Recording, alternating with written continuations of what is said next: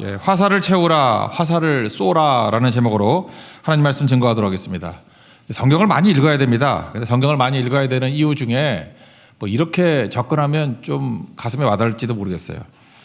작가의 관점으로 놓고 볼 때, 예를 들어서 뭐 저도 책을 써놓는데 책을 쓴 사람 또는 뭐 노래를 작곡한 사람, 뭐 작가들이죠. 뭘 만든 사람, 누가 좋습니까? 누가 제일 예쁘죠? 책이라 그러면 쓴 책을 잠깐만 읽어주는 사람이에요. 일단 사주는 사람이죠. 책 사주고 읽어주고 서재에 꽂아놓고 항상 인용하고 심지어 줄줄 외우는 사람도 있어. 외우고 최고로 좋고 예쁩니다. 뭐 어떤 사람보다 예뻐요. 진짜 그렇다니까요. 그리고 많이 읽고 인용하고 또 재밌다 그러고 막 300경에 빠져 있고 그러면 좋고 예쁜 정도가 아니라 고마워요. 참 감사한 분, 고마운 분이다 이런 생각이 듭니다. 하나님도 마찬가지입니다. 하나님이 쓰신 게 성경 아니에요. 하나님 말씀 아니에요. 하나님 말씀 누가 제일 좋아하겠어요? 읽고 인용하고 외우고 그거대로 기도하고 제일 기뻐하죠. 고넬료 보세요. 고넬료를 하나님이 기뻐했던 이유가 뭐냐면 베드로 불러다가 말씀 전해달라 그러잖아요. 10장 사도행전 10장 22절 보니까 말을 전해달라. 그게 레마거든. 레마.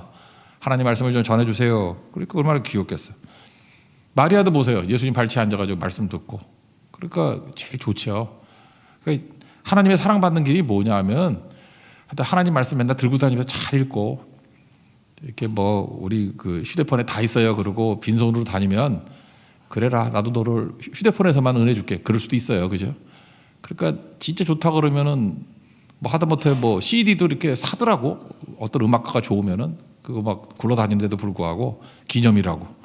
그렇잖아요. 그러니까 말씀을 귀히 여기고 이 저자 대신 하나님 앞에 말씀대로 기도하고 순종할 때 제일 기뻐한다. 그래서 하나님의 기쁨이 되는 하나님의 거룩한 종 되기를 바랍니다. 그러니까 기도도 마찬가지예요. 이게 시편 놓고 기도할 때 제일 좋아요. 자기 뜻대로 기도하는 거 옳지 않다 그랬죠. 그러니까 시편이 기도니까 이 시편대로 기도를 배우다 보면 기도 진짜 잘하게 돼 있습니다. 아, 기도는 이렇게 하는 거구나 라고 하고 깨닫게 될 수 있다라는 것입니다. 오늘 시편 127편은 좁게 보면 가정에 관한 기도입니다. 우리 가정이 이렇게 되게 해주세요. 확장하면 교회가 될 수도 있고 뭐 일터, 학교 이런 게 될 수 있겠죠. 1차적으로 가정에 놓고 한번 보자고요.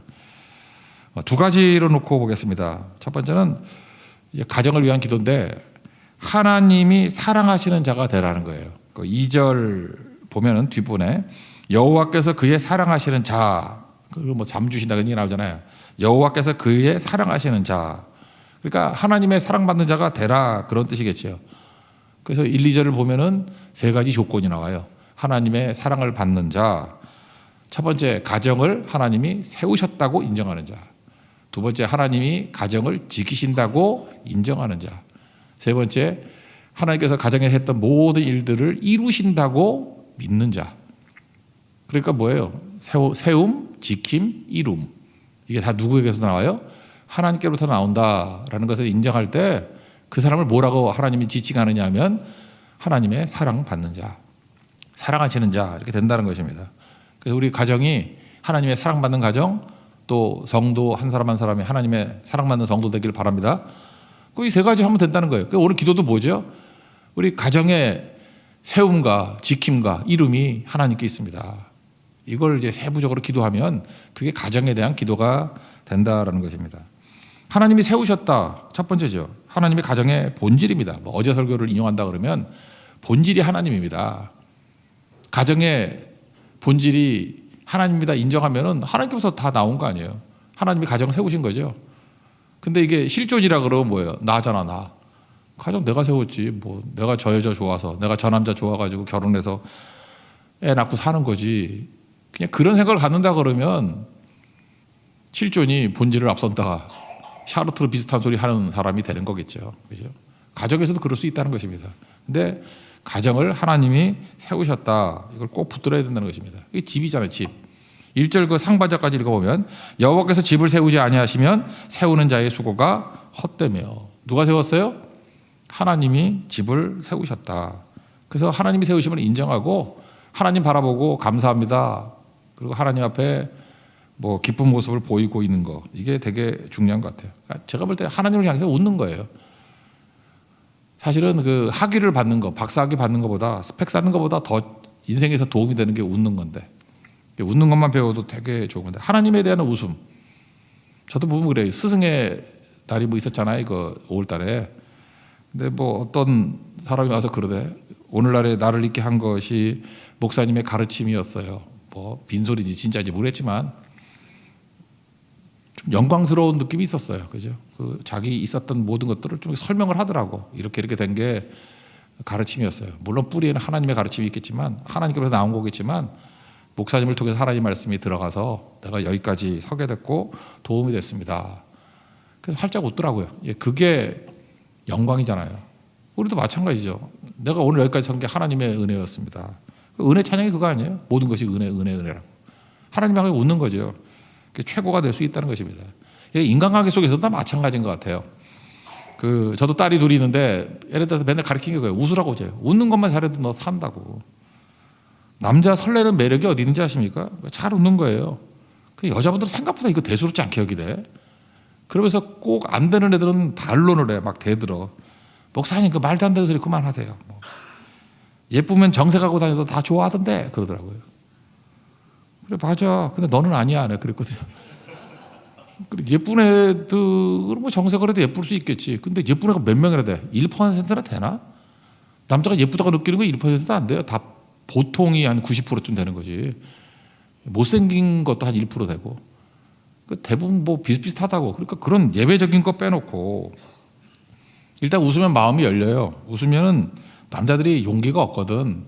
나를 용납해 준다라는 생각을 갖는다고. 그래서 편안하게 대화 나눌 수 있어요. 근데 여자분들은 괜히 내가 값싸게 안 보인다고 이렇게 정색하고 있으면 옆에도 못 가. 그죠? 그러니까 뭘 해야 돼? 남자든 여자든 간에 웃는다는 건 마음을 연다는 거죠. 상대를 영접한다. 하나님 앞에서도 이렇게 웃는 마음으로 서 있는 거예요. 그죠? 하나님께로부터 모든 것이 왔습니다. 우리 가정을 세웠습니다. 그게 너무 중요하죠. 전 눈수술하고 난 다음에 약간 혼자서는 괴로웠어. 옛날 이미지가 다 사라져 버리고, 옛날엔 그래도 작은 눈이지만 약간 카리스마가 있었던 것 같은데, 우리 딸들이 뭐라 그러냐면 뭐 자꾸 웃어. 왜 그랬더니 눈이 하회탈 같대. 아이 의사가 거지같이 이렇게 만들어놨어. 이렇게 해가지고 이게 동그랗게 해가지고. 나 웃는 거 아니거든요. 근데 웃어 보이잖아 맨날. 하회탈 같이 만들어놨어. 근데 지나놓고 보니까 이것도 하나님의 다 뜻이 있구나. 하회탈로 만들어 놓은 거. 그래서 제가 밤에 뭐 하는지 알아요? 이거 잡아 당기고 있어. 이거 수평으로 만들려고. 근데 안 돼 그거. 하나님께서 그냥 항상 웃고 살라고. 하도 안 웃으니까 하회탈 같이 눈이라도 눈웃음 치고 다니라고. 그게 좋은 거죠. 그래서 제가 딴 건 모르지만 하나님 앞에서는 하회탈입니다. 하나님 감사합니다. 은혜 주셔서 감사합니다. 우리 성도들도 감사합니다. 그게 좋은 거죠. 이거예요. 하나님께 사랑받는 자가 되기 위해서 필요한 거는 모든 것이 하나님이 세우셨습니다. 가정도, 나도, 교회도, 나의 삶의 모든 것들이 하나님이 세우셨습니다 하고 하나님 앞에 웃는 거예요. 그게 기도 제목이 돼야 된다는 것입니다. 두 번째는 하나님이 지키신다죠. 지키신다. 그 1절 하반절을 보면 여호와께서 성을 지키지 아니하시면 파수꾼에 깨어 있음이 헛되도다. 하나님이 지켜주시는 거예요. 세워주실 뿐만 아니라 지켜주셔요. 우리는 뭘 세우고 나면 걱정이 돼가지고 내가 지키려고 그러잖아. 파수꾼이 지켜도 못 지키는 겁니다. 근데 무무리치고 애써도 못 지켜요. 우린 그래요. 하나님의 은혜로 뭘 이루고 난 다음에 하나님이 지켜주신다고 해서 더 잘 믿어야 되는데 자기 힘으로 지키려고 그래. 그런 거 여러분 되게 많아요. 진짜 보면 진짜 한심한 사람들 되게 많아. 하나님이 진짜 은혜거든. 취업도 못할 사람 취업시키고, 결혼도 못할 사람 결혼시키고, 되지도 않을 사람 100% 은혜야. 자기만 몰라. 은혜로 세워졌거든요. 그러고 난 다음에 예배도 안 나와. 이유가 뭐냐면 자기 평생에 그렇게 좋을 때가 없거든. 그거 지키겠다고. 정말 어리석어요. 하나님이 세워주신 것을 자기가 지키겠대. 그래서 파수꾼 동원해. 이것저것 지키겠다고. 이제 2, 3년 내에 또 무너져서 오겠지. 깡통 차고 오겠지. 그래요. 오면 다행이고 안 오면은 뭐 유리 방황하는 사람 되는 거지. 저를 비롯해서 우리 인간이 그렇다고. 진짜 어리석어요. 그래서 하나님이 세우신다. 두 번째 단계까지 무조건 가야 돼요. 세워진 모든 것을 하나님이 지켜주신다. 우리가 못 지켜요. 파수꾼으로 못 지킨다고. 그거 기도하세요. 이게 받은 축복들, 받은 은혜들 내가 못 지킵니다. 파수꾼이 못 지킵니다. 하나님이 지켜주십니다. 그런 거죠. 그때 승리하게 된다는 것입니다. 이 지켜준다는 개념이 스가랴서 2장에 나오죠. 거기 보니까 예루살렘이 성곽 없는 성읍이 될 것이라. 우리 그 부천에 있는 양순수 목사님 교회가 프라자 교회잖아. 프라자. 영어 프라자 광장 그런 뜻이 아니라 원래 플라자 그러면 안 돼. 프라자예요. 프라자. 이게 히브리어거든요. 성곽 없는 성읍. 하나님이 지켜. 성이 없는데도 보호받아. 하나님이 지켜주시는 거예요. 그래서 이렇게 눈에 안 보이니까 너무 겁나가지고 스가랴서 2장 5절에는 이렇게 부연 설명을 해요. 불로 둘러싼 성곽. 그 가운데 영광이 있을 것이다. 하나님이 이게 불로 보호해 주신다고요. 이 광야에서 우리 인생 광야 인생 아닙니까? 하나님이 뭐로 보여줘요? 불기둥으로. 어떤 때는 구름 기둥으로 우리를 보호해 주신다. 그게 하나님의 인도하심이라는 것입니다. 가정을 놓고 꼭 기도할 때 세우시는 것도 하나님이시고 지켜주시는 것도 하나님입니다. 그리고 세 번째 기도가 뭐가 돼야 돼요? 하나님이 이루신다는 거죠. 우리가 수고한 거, 최선을 다한 거에 대한 결과를 주신다. 그런 거죠. 헛수고 되지 않는다. 2절 앞부분까지 읽겠습니다. 시작. 너희가 일찍 일어나고 늦게 누우며 수고의 떡을 먹음이 헛되도다. 하나님 지켜주시면 헛되지 않아요. 그죠? 그래서 열매를 거둔다는 것입니다. 결과를 얻게 될 것이다. 부활장 마지막 고린도전서 15장 58절을 보니까 견실하며 흔들리지 말고 항상 주의 일에 더욱 힘쓰는 자들이 되라. 왜 주의 일에 더욱 힘쓰는 자가 돼야 됩니까? 수고가 헛되지 않기 때문에. 수고가 헛되지 않다는 게 뭐예요? 적극적으로 너희들이 최선을 다한 것들이 반드시 열매를 거두게 된다. 빌립보서 1장 6절 보니까 착한 일을 시작하신 이가 예수의 날까지 이루실 줄을 우리가 확실한다. 결과가 있다는 거예요. 끝까지 열매 맺게 만들어 주신다. 그게 하나님께서 하시는 일이다. 그런 겁니다. 하나님께서 우리에게 은혜 주심을 믿습니까? 이 세 가지 꼭 기도했으면 좋겠어요. 우리 가정 하나님이 세우셨습니다. 지켜주셨습니다. 이루십니다. 세움, 지킴, 이룸. 이게 가정에 대한 기도가 돼야 된다라는 것입니다. 이게 다 뭐예요? 맡긴다는 거죠. 맡긴다는 건 뭐예요? 예수님 믿는다는 거죠. 맡기는 게 믿는 거지. 은행에 1억을 맡겨요. 은행 믿는 거죠. 은행이 만약에 망한다 생각하면 뭐 얼마 전에 저축은행 망한다 그랬더니 막 뱅크런 일어났다며 할머니들이 와가지고 돈 찾겠다고. 그럼 진짜 망해. 그래서 정부에서 보증할게 막 이러니까 또 잠잠해지고 그런 거죠. 그러니까 맡기는 거는 믿는다라는 뜻이에요. 그러니까 하나님 앞에 다 맡겼다 그런 얘기가 뭐예요? 믿는다 그런 뜻입니다. 우리 손에 있는 거 아니죠. 요금에서 노래도 나오잖아요. 하나님 그 손에 너의 삶을 맡긴다. 믿는다라는 거예요. 우리 가정을 주님께 맡기고 우리 가정을 주님께 믿음으로 드릴 수 있는 은총이 정도길 바랍니다. 주님이 세우실 걸 믿습니까? 예, 지킬 걸 믿습니까? 예, 이루실 걸 믿습니까? 이게 가정에 대한 기도가 돼야 된다는 거예요. 그러면 결과적으로 잠을 주신다는 거예요. 이 잠은 평안이죠. 샬롬. 샬롬이 뭡니까? 기능한다. 제 기능을 발휘하게 만든다. 그래서 2절 하반절 보니까 그러므로 여호와께서 그의 자녀 사랑하시는 자에게는 잠을 주시는다. 다 기능하게 된다는 거예요. 어떤 의사가 뭐 실험해봤다 그러대. 뭐 이렇게 잠을 안 재워봤더니 그 정신 나간 사람이지. 뭐 돈 받겠다고 또 안 자는 사람도 있어. 11일 1시간 기록이에요. 기네스북에 11일 1시간. 그랬더니 환각 현상이 나타나더래. 그죠? 막 제가 목사인데 아가씨 막 이러고 5일 안 재우면 내가 아가씨를 보이고 막 그래요. 그다음에 뭐 방향감각 상실하고 동서남북이 어딘지 모르고 운동기능 상실하고 파괴된다는 거. 그래서 14시간 재웠더니 정상으로 돌아오더래. 젊은이인데도 불구하고.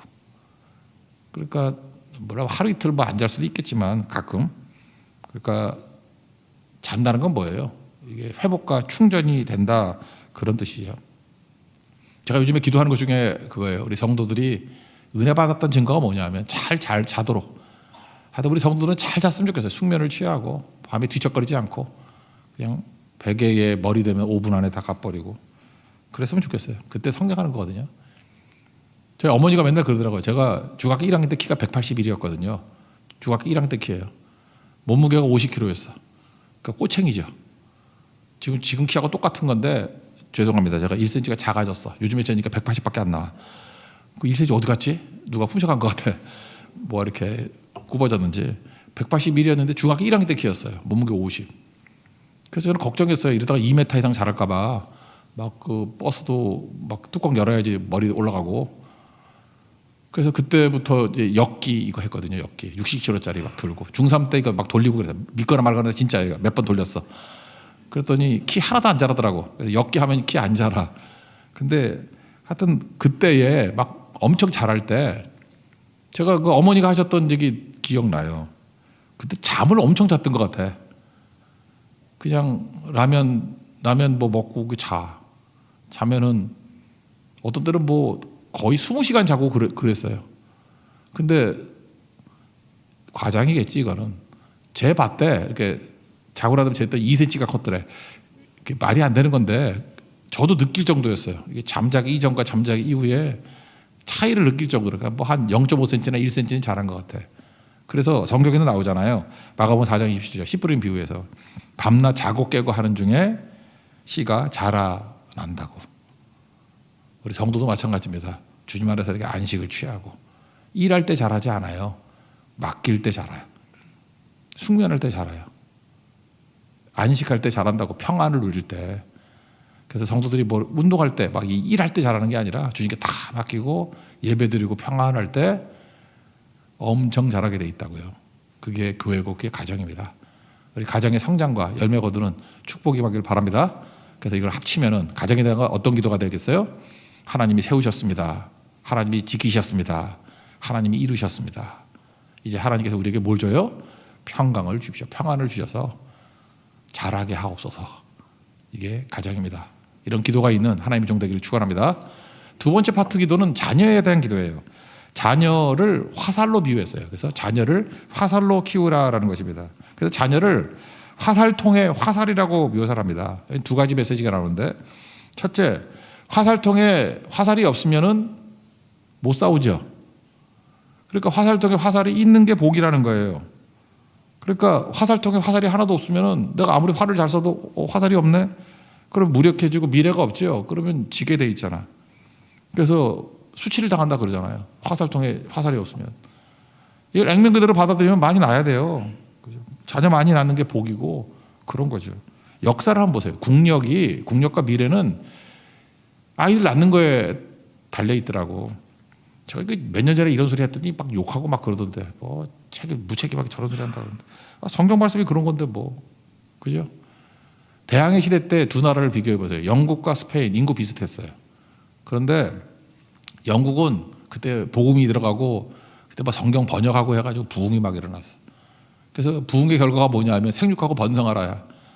애들 엄청나요. 그래서 그 전통이 지금도 미국의 남쪽 가면은 그 바이블 벨트라 그러잖아요. 그죠? 뭐 텍사스라든지 뭐 아리조나 그 옆쪽을 쭉 나가면 조지아까지 애 많이 나요. 생각보다 4명씩 낳고 막 그런 집 많아요. 5. 어떤 목사님 가족은 뭐 11?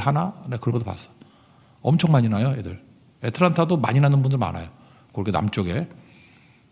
그 전통이 남아 있다고. 하나님의 복이 자녀에게 있다고.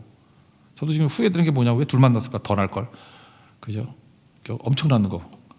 제일 부러운 게 그래요. 오늘도 찬양인도 했지만 4명 낳은 아줌마 되게 부러워. 그죠? 조 집사님 뭐 부럽고 우리 박 전사님 부럽고 4명. 5이 없어. 5만 낳으면 참 좋겠는데, 그죠? 이게 복이라고. 그래서 영국은 보세요. 그 그레이트 브리튼이라는 섬에서 뭐 우리나라가 비슷한 수준의 인구였다고. 근데 전 세계 퍼져가지고 아이 낳으니까 미국 채웠지. 뭐 다는 아니지만 캐나다, 남아프리카 공화국, 오스트레일리아, 뉴질랜드 거의 그 정통 걔네들만 거의 80-90% 채운 거 아니에요. 번성하니까 그 문화와 전통이 신앙이 유지가 되잖아요. 스페인은 남자만 갔어. 얘네들은 쾌락과 금이 목적이었어요. 뿌리를 못 내려요. 정복을 하는데 다스림이 없는 거예요. 다스림이. 그래서 스페인이 19세기 초반부터 식민지 다 잃었어요. 남미가 독립이 되게 빨라요.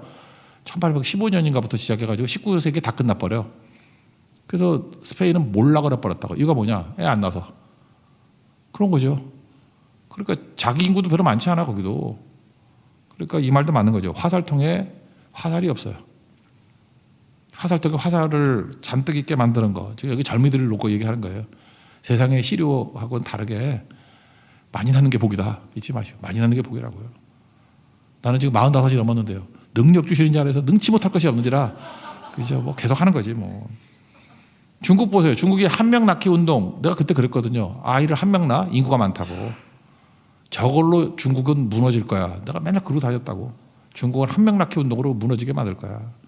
그래서 뭐 소황제 그랬잖아요. 애 버르장머리도 없고 하나를 놓고 뭐 8명이 달려들었다며. 그렇잖아요. 친가 쪽에 4명, 외가 쪽에 4명. 하나밖에 없으니까. 걔 하나 뭐 너밖에 없다, 너가밖에 없다. 인구도 줄지만 일단 애가 버르장머리가 없잖아. 교육을 못 받고. 그러니까 스포일 돼가지고 애가 아무것도 안 되더라. 지금 중국의 문제는 뭐예요? 저렇게 인구가 많은데도 불구하고 노동력이 부족하다잖아요. 왜? 뭐 크면 클수록 또 젊은 사람이 있어야 될 거 아니에요. 지금 뜨는 나라가 어딘지 알아요? 베트남이에요. 베트남 평균 연령 32세. 베트남 가보세요. 다 젊은이밖에 없어. 평균 연령이 32세라니까요. 인도네시아 엄청났어요. 거기는 회교 지역에서 그런지 모르지만 인도네시아 인구가 지금 2억 5천에서 3억이거든요. 인도네시아 자바섬이라고 그렇게 크지도 않아요. 근데 자바섬에만 1억 5천이 살아. 근데 러시아 인구가 1억 4천이에요. 150배 크기의 러시아 인구가 자바섬 하나에 안보다 작아요. 그 인도네시아 무서운 나라라고. 지금도 보세요. 이제 미래의 강대국은 다 애 낳는 나라야. 베트남, 인도네시아, 뭐 이런. 인도는 우리 가봐서 알지만 몇 명인지 알 수가 없어. 낙타섬에 갔거든요. 안녕하세요. 그 전도라고 나왔는데 조그만 집이었어요. 사람이 나오는데 끝없이 나와. 또 나오고 또 나오고 또 나오고 뭐 준다 그러니까 또 나오고 부르니까 또 나오고. 우리 그 미스바의 그 찬양 연습하는 그 정도 방 정도 되는 것 같아. 집이. 지난번 낙타산 갔을 때 거기서 52명 나오는 거 봤어요. 거기 52명 어떻게 살아? 그러니까 인도 인구는 아무도 몰라요. 하나님도 잘 모르실 것 같아. 아무도 모를 것 같아. 그냥 부르면 계속 나와. 그러니까 인구수에 따라서 달라지게 된다. 그런 거죠. 나중에 우리나라도 마찬가지죠. 이렇게 인구가 줄어들고 이러다 보면 벌써 노동력 부족하니까 우리나라 이제 이민 정책이 바뀔 걸. 외부인들이 올 거 아니에요. 그러면은 우리가 피땀 흘려 다 세워놓은 것들 베트남 사람이 다 누릴 걸. 짓지 않은 집에 살 거고. 이제 농촌부터 뭐 텅텅 빌 거 아니에요. 그러면 어느 지역은 베트남이 다 가서 살 거고, 어떤 데는 캄보디아 가서 살 거고, 어떤 데는 인도 가서 살 거고. 그 다음에 뭐 세우지 않은 과수원 누린다 그러잖아요. 그 자업자득이죠. 뭐 할 말이 더 있어. 텅텅 빈 거보다 낫지. 그렇게 된다는 것입니다. 그러니까 이걸 영적으로 해석합시다. 교회도요. 되는 교회는 청소년과 젊은이가 있어야 돼요. 그거 없으면은 똑같이 몰락합니다. 그러니까 뭐예요? 화살통에 화살이 가득한 교회가 돼야 된다고. 전도하고 양육하고 하는 거 계속 키워나가야 되겠죠. 그럴 때 수치를 당하지 않는다. 우리 교회가 수치를 당하지 않기 위해서 우리 젊이들 전도하고 세우고 일으킬 수 있는 하나님 종 되길 바랍니다. 그 내용에 쭉 한번 읽어봅시다. 3절부터 5절까지 시작. 보라, 자식들은 여호와의 기업이요 태의 열매는 그의 상급이로다. 젊은 자의 자식은 장사의 수중의 화살 같으니 이것이 그의 화살통에 가득한 자는 복되도다. 그들이 성문에서 그들의 원수와 담판할 때 수치를 당하지 아니하리로다. 두 번째, 이 자녀들에 관한 메시지 중에 하나는 뭐냐면 화살은 화살통을 떠나야 된다는 거예요. 화살은 화살통에만 있으면 안 되고 쏴야 되죠. 화살을 쏴야 되잖아요. 쏴서 날려보내야 된다. 이게 뭐겠어요? 뭐 파송해야 된다. 또 하나는 떠나보내야 된다. 요즘에는 뭐 화살보다 미사일이죠. 미사일은 쏘는 맛에 있는 거 아니야. 그죠? 이번에도 누리온가 뭐 쐈더니 올라가잖아요. 그러니까 자녀들은 화살이에요. 미사일이에요. 쏴서 날려야 된다고. 세상을 향해서. 제가 어저께 그 청소년부 갔더니 뭐 청소년들이 뭐 한 13명? 10명씩 이렇게 앉아있대요. 그래서 뭐 하냐 그랬더니 고성선교 준비팀이래. 우리 고성선교 준비하는데 니네만 준비하냐? 그랬더니 아마 그 청소년 캠프 하는 거 준비하는 것 같아요. 제가 느낀 게 그거였어요. 아, 얘네들이 화살이구나. 여기서 준비해가지고 고속에서 쏘잖아요. 그죠? 그래서 기도해달라고 해서 제가 기도를 했는데 제가 말로는 그러면 안 되는데, 그죠? 이렇게 몇백 명이 영양 주기를 원합니다. 그래서 갑자기 몇천 명으로 바뀌어버렸어. 그들이 화살이 되면은 그 고성일 때 몇천 명의 사람들이 변화될 수 있잖아요. 그죠? 어디까지 커질지 알아요. 고성의 한 30% 정도는 다문화 가정이에요. 걔네들 아직 지금 오지 못하는데 다 와가지고 넘어지면, 넓어지면은 어마어마한 일들이 벌어지겠죠. 아, 이제 이 사람들 키워야 되겠구나. 우리 교회의 화살이에요. 화살. 그리고 쏠 거예요, 그거. 잘 준비해서 나가면 되겠죠. 그래서 그냥 보내면 안 되고 어떻게 되겠어요? 훈련받고 그다음에 은사 개발하고 잘 준비돼서 쏘면은 불화살, 공포의 불화살이죠. 마귀가 두려워 떤다고. 마귀 손도 못 대요. 우리 화살 많아가지고 와 쏘고 그럼 끝나겠죠. 제가 보니까 제가 이렇게 사역을 하면서 저희 부모님에게서 제가 화살일 거 아니에요. 제가 우리 아버지한테 도움을 받은 게 많아요. 지금 생각하니까 아버지한테 훈련을 많이 받았던 것 같아요. 뭐였냐면은 훈련인 게 맞는지 모르지만 찬물로 목욕하는 훈련을 받았거든. 이건 훈련 받은 게 아니라 우리 집에 뜨거운 물이 없었어. 그러니까 물을 한옥이니까 옛날 같으면 데워 쓰는 게 많았거든. 데워 쓰는 그 뜨거운 물은 여자들 차지지 뭐 나한테 오지도 않았어. 그것도 데워서 하려고 그러면 언제 해 그거를. 그래서 항상 같이 이렇게 찬물로 샤워를 하고 옛날에 우리 아버지도 젊었을 때는 같이 겨울에도 찬물로 했어요. 얼어 죽는데 그러면서 맨날 뭐 해병대는 이런다 이러고 아버지 해병대도 아닌데 하여튼 계속 그랬다고요. 그죠? 근데 그게 제 태도라든지 건강에 굉장히 도움이 됐던 것 같아요. 근데 이거 어떤 의사가 썼던 그 무슨 그 칼럼 같은 거 읽어보니까 이게 근거가 있더라고. 찬물로 이렇게 샤워를 하면 스트레스가 생긴대요. 그렇죠. 그래서 몸에 스트레스 호르몬이 나오잖아요. 아드레날린, 그다음에 노르 바이러스 같이 노르 아드레날린 모집을 해서 뭐 그런 게 막 나온대. 그러니까 기분이 나빠지는데 동시에 그거 끝나고 나면 쾌락 호르몬이라고 그러죠. 도파민. 그게 엄청 나온대. 근데 이게 어느 정도 효과냐 하면은 코카인 각성 효과만큼 나온대요. 그러니까 마약 한 정도. 제가 그랬어요. 그 찬물로 목욕하는 그 순간에는 지옥이었어. 근데 그걸 벗어나고 난 다음에 딱 씻고 난 다음에 막 몸에서 열이 나고 뭔지 남자 같고 뭔지 앞에 오면 그냥 다 때려 죽일 것 같고 죄송합니다. 하여튼 때려 죽이는 거 말고 부실 것 같고 뭐 엄청난 남성성이 막 생기더라고. 그런 게 있었어요. 그게 뭔가 했더니 그게 도파민이야. 근데 그게 마약을 할 때는 올라갔다가 팍 꺼져버리는데 3시간 지속이 된대요. 제가 그 훈련 받았던 거예요. 그리고 다시 끌고 어디 갔냐면은 저기 평창동에 있는 뭐 삼각산 기도원 올라가서 기도하고. 저는 안 했어요. 우리 아버지만 했고 저는 안 했어요. 그냥 구경만 하고 있었는데 많이 안 했어요. 그거 어떻게 기도를 해? 아버지 4시간 5시간씩 하는데. 그래서 지은 죄가 많았구나 그렇게 생각했지만 그거 어떻게 해? 근데 거기서 기도하는 거 되게 많이 봤어요. 그러니까 저도 1시간을 했던 것 같아요. 나는 5시간 못 하겠더라고 도저히. 그 훈련이에요. 그 훈련. 그러고 나니까 목사 되고 난 다음에 제가 다른 전도사님이나 목사님들에 비해서 철야기도를 잘했어요. 이거 뭐냐? 맨날 끌고 삼각산에 올라가가지고 5시간 뭐 밤새도록 하는 거 일단 구경을 했거든. 근데 내가 목회자가 됐으니 그렇게 당연히 해야 된다고 생각했기 때문에 그게 거부감을 안 느껴지고 되더라고. 근데 그게 화살이었어요. 제가 가르쳤던 제자들이 다 밤새 기도하는 거 다 훈련받았어.